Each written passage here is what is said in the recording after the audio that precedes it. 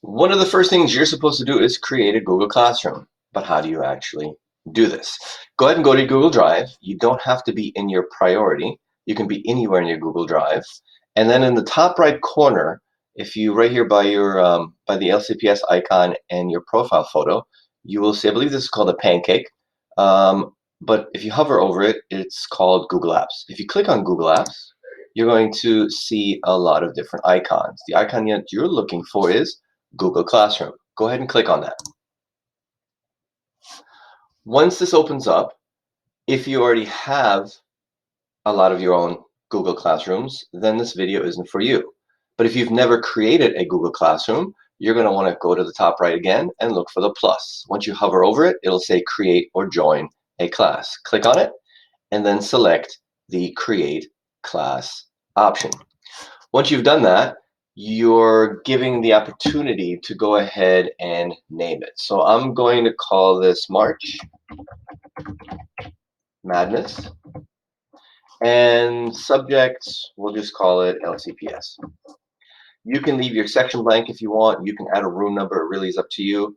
But really what I would recommend is that up here that you actually give it a block number as well. So let's call this block, block 1. And then click on create. Now, it takes a couple of seconds to generate.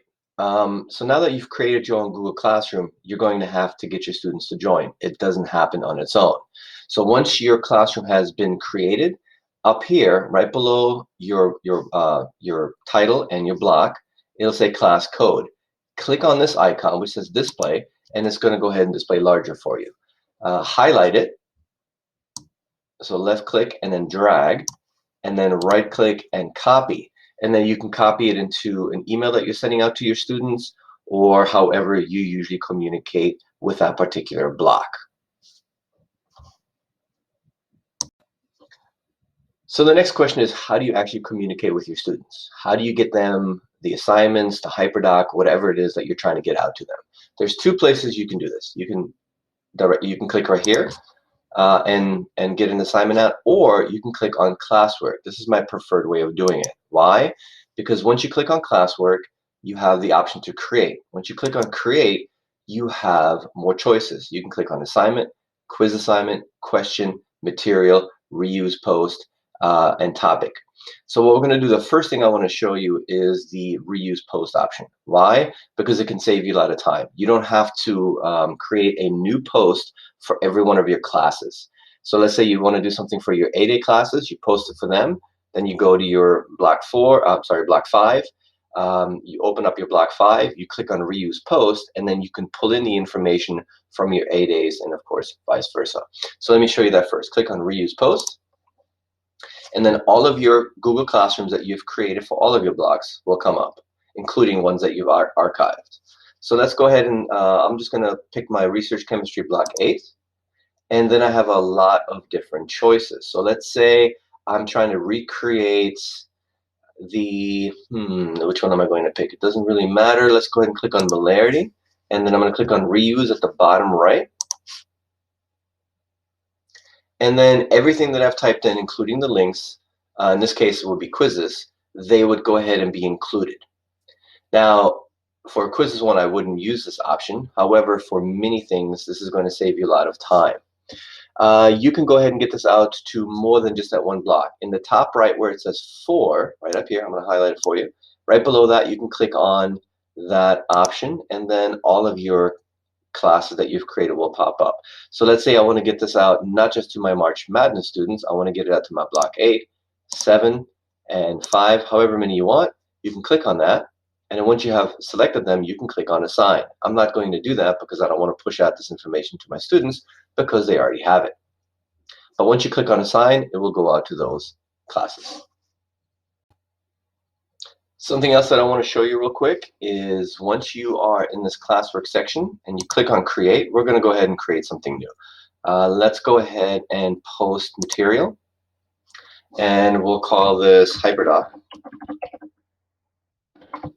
And go ahead and give it a description. It's really up to you. What I want to show you is on the right side over here where it says topic, no topic, I would recommend that you use this topic feature. Click on it, then select create topic. And then you need to give it whatever name of the unit is, the unit that you're working on. So for us, for example, it might be like Unit 9, or we'll call it Thermodynamics for English. It is really whatever you're working on. Many of you students know how to use Google Classroom, and they know how to use the topic feature. And what it does, it helps them find material much, much faster. If for some reason you don't want to get this information out to all of your students, just some of your students, click on All Students. And then you have the choice to click on this. This is not going to work because I don't have any students yet. But if I was to click on this, and then all of my students would show up, I could select those students that I want to get this information out to. So once you have students, this will become available for you. How do you actually add something to this post? You can click on Add, or you can click on Create. I've already created something, so I've already created something prior to this. So now I'm going to click on Add, and I'm going to go to my Google Drive. Then you're given the option of Recent, Upload, My Drive, and so forth. So let's say I'm trying to get a HyperDoc out to them. I would click on this very first one. Now this is under my Recent. If I'm looking at something that I haven't opened in a while, I would click on My Drive, and then it'll take you to your drive. Go ahead and double click on whatever folder it is that you have your information in, and it'll highlight for you. For example, let's say I'm looking at chemistry, and I've got distillation filtration, and then I click on Add. It will add that attachment right there. So let's go and close that out. Let's go back to Add again, and go back to your Google Drive. What I do is a lot of times if I'm looking for a specific document, I've already been in my Google Drive, I've already opened up the document, and I really like to just go ahead and select it from my my recent documents. It just makes it much faster. So let's say I'm adding this. I click on it, and I can click on Add, and then I can go ahead and click at the top right. I can go ahead and click Post. I'm not going to do that because I don't have any students. And well, let's go ahead and do it.